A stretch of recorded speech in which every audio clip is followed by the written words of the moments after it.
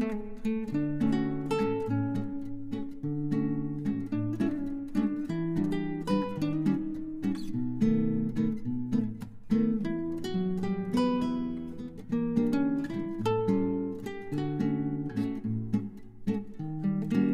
Morning everyone, আমি সৌমি আর আমার চ্যানেলের আরও একটি নতুন ব্লগে আপনাদের সবাইকে স্বাগত। আজকে মঙ্গলবার আর এখন ঘড়িতে 7:10। কারণ এই মুহূর্তেই বাবুইকে আমি ডাকলাম ঘুম থেকে যে ওঠ, তাড়াতাড়ি স্কুলে যেতে হবে। আগে যখন ছোট্ট ছিল তখন 6টা নাগাদ তুলে দিতাম, হার্ডলি 6:15। তারপর সেটা আস্তে আস্তে গিয়ে দাঁড়ায় 6:30। আর এখন যত বড় হচ্ছে তত তো বদমাইশি বুদ্ধি বেড়ে যাচ্ছে, সেই জন্য গিয়ে এখন যেটা দাঁড়িয়েছে 7টা। আমার সমস্ত কাজ আমি রোজের মতন যেমন কমপ্লিট করি পাই টু পাই সেভাবে কমপ্লিট করেছি, আর তারপর সোজা চলে এলাম রান্নাঘরে। আজকে আমার বড্ড বেশি তাড়া, হুটোপাটা লেগে গেছে। কারণ কালকে না আমার সারা রাত প্রায় ঘুমই হয়নি, বাবুয়ের চক্করেই আমার ঘুম হয়নি। ও পড়ছিল, ওর কাছে একটু বসেছিলাম কালকে, তারপরে আবার শুতে যাওয়া 2:30 প্রায় বেজে গিয়েছিল। তো আজকে সকালে কোনোভাবেই আমাকে উঠতে ইচ্ছা করছিল না, কিন্তু আমাকে উঠতে হতোই।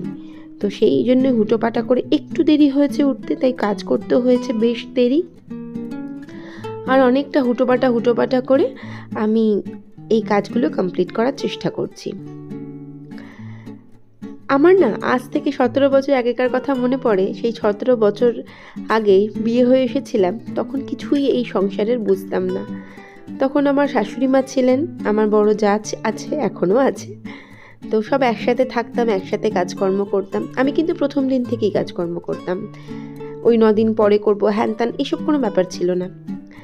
যাই হোক, সেই থেকেই একটা একটা করে সববার থেকে শিখেছি কিভাবে কি করতে হয়। আমার জায়ের থেকে কিছু শিখেছি, আমার শাশুড়ির থেকে, মায়ের থেকে তো বেশ অনেকটা শিখেই শ্বশুরবাড়ি এসেছিলাম।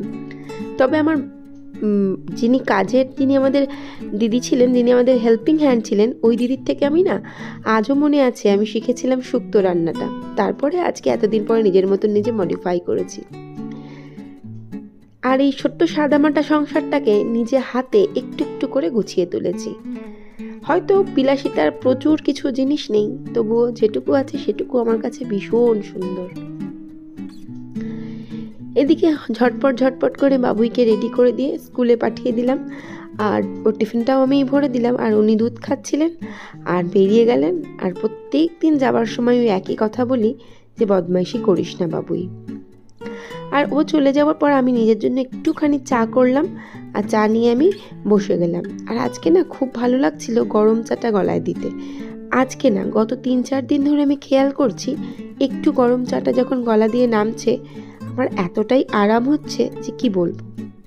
তমাল আজকে চা না খেয়েই বাবুইকে নিয়ে স্কুলে বেরিয়ে গেল, আর তমাল এলেই আমাকে 1 কাপ চা করতে হবে। তবে আমি ভাবলাম আর তমালের জন্য ওয়েট করতে আমার ভালো লাগছে না। সেই 5টা থেকে উঠেছি তো মাথাটা এবার ঝিমঝিম করছে। এই ক্লিপগুলো গতকালের। আমি গতকাল গিয়েছিলাম কল্যাণীতে। আমার যে দাদার ছেলে আছে দিব্য, ও জেনপাস পরীক্ষা দিয়েছিল, আর তাতে ওর ওই ফার্মাসিউটিক্যালে একটা ওর যে কাউন্সিলিং হয় না, সেখানে একটা কলেজ ও চুজ করেছে, পছন্দ করেছে। তো সেই কলেজের অবস্থান কোথায় কি হবে না হবে সেটাতে গিয়েছিলাম দেখতে, সেই ব্যাপারে কথা বলতে গিয়েছিলাম। এটা বৌদি। আর এই কলেজের এটাই গেট, ব্যাপারটা কিন্তু একদমই নেই। কলেজের 4টে গেট আছে, আর জাস্ট একটা জঙ্গল পুরো, চতুর্দিকে গাছ আর গাছ। সেই গাছের মাঝখানে এই যে সেই ইনস্টিটিউটটা। আসলে দিব্য এটা পছন্দ করেছে কারণ আমাদের বাড়ি থেকে খুব কাছে, Bengal institute of pharmaceutical science, খুব কাছে। সেই জন্য ওর যাতায়াতের সুবিধা হবে বলে এই কলেজটাও পছন্দ করেছে। এবার কত দূর ও পাবে কি না পাবে সেটা একটা ব্যাপার আছে, তবে ওর যা র্যাঙ্ক আশা করা যাচ্ছে পেয়ে যাবে। চয়েসে যেহেতু এসেছে আশা করছো এটা পেয়ে যাবে। আর এদিকে দেখছি আমি এত সিঙ্গোনিয়াম গাছ, দেখে নিজেকে আমি ধরে রাখতে পারি না। এত গাছ দেখলে না আমাকে ভূতে পায়। ভূতটা মনে আমাকে এসে বলে, পিঙ্কি নে গাছটা তুলে নে, গাছ কিনবি চল, এইসবই আমার মনের মধ্যে হয়। তো এত আমি সিঙ্গোনিয়াম দেখে নিজেকে আর ধরে রাখতে পারিনি, নিয়ে সিঙ্গোনিয়াম আমি তুলে ফেললাম। যদিও বা চুরি করিনি, তবে সত্যি কথা বলতে যখন আমি ঢুকছিলাম এই ইনস্টিটিউটের মধ্যে, তখন আমার মনে হচ্ছিল ইনস্টিটিউশনে না বলেই আমি গাছটা তুলে নেবো। কিন্তু তারপরে না মনটাই কেমন একটা হলো, মিথ্যে কথা বলবো, দরকার নেই বাবা। তখন একজনকে জিজ্ঞাসা করলাম যে গাছটা কি নেওয়া যাবে, তো তিনি বললেন হ্যাঁ নেওয়া যাবে। তো আমি মনের আনন্দে তুলে নিয়েছি। তো তুলে ব্যাগের মধ্যে ভরে নিয়েছিলাম আর তারপরে সোজা বাড়ি চলে এসেছিলাম। তো যাই হোক, ব্যাক টু আজকের দিন। তো এদিকে আমার ঘরদোরগুলো গোছানো কমপ্লিট হয়ে গিয়েছিল। আর না এটা কিন্তু আমার গাছ, হ্যাঁ একদমই আমার গাছ এটা। এটা কারণ এটা চুরি করে না, আমি কিনেছিলাম। না আমি চুরি করিনি বলে নিয়েছি, সত্যি কথা বলছি। আর এই গাছগুলো আমার শখের গাছ, আপনারা তো সবই জানেন। যাই হোক, সকালের সমস্ত কাজকর্ম কমপ্লিট হয়ে গিয়েছিল, সকালটুকুর কাজ। আর এই গাছটা আমি কালকে তুলে নিয়ে এসেছিলাম, আবারও বলে এনেছিলাম কিন্তু। তো ঘরদোরগুলো সব গোছানো যেহেতু হয়েই গিয়েছিল, আর সেই ভিডিওটা শেয়ার করিনি। তো এরপরে সকালবেলা বাবুইয়ের জন্য যে খাবার টাবারগুলো করে রেখেছিলাম, তো আমি ভাবলাম ওই খাবারটাই আজকে খাবো আমি। অ্যাকচুয়ালি কদিন ধরে ম্যাগি খেতে ইচ্ছা করছিল না, তবে ম্যাগি খেতে আমি মারাত্মক ভালোবাসি। তো সেই ম্যাগিটা একটুখানি গরম করতে বসিয়ে দিয়েছিলাম মাইক্রোওভেনে, আর এখন ভাবলাম চলো একটু বসে বসে আমি ম্যাগিটা এখন খাবো।